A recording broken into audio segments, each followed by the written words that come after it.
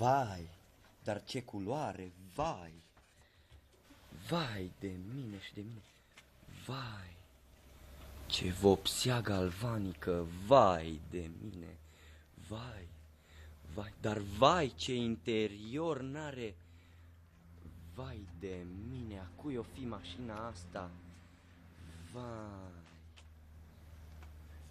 Vai de mine, vai, dar ce se vede? Vai!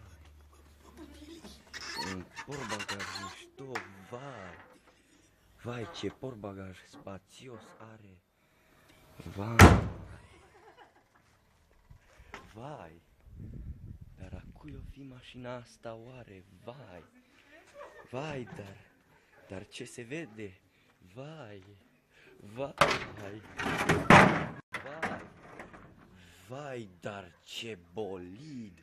Ce motor! Vai de mine și de mine! A cui o fi mașina aceasta oare? Vai, să fie a mea?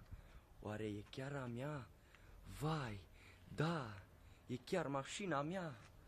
Vai, ce onorat mă simt! Vai, vai!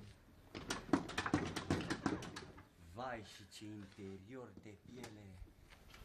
Vai, ce climă bizonică are! Vai de mine și de mine! Vai, și ce cutie automată! 6 trepte! Dacia A6! Vai! Vai, dar ce modernă! N-are roți! Oare e chiar așa? Oare o merge cu unde magnetice, pe gravitație? Vai de mine și de mine!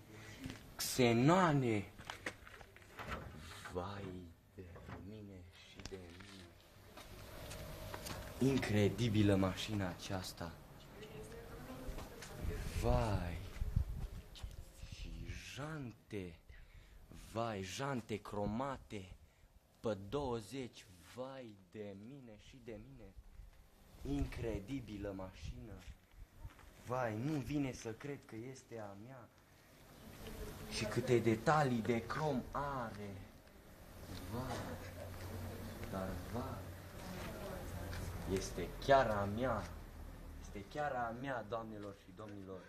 Și voi, băieții din țară, să știți că niciodată nu o să ajungeți la valoarea mea sau să vă luați o mașină din asta.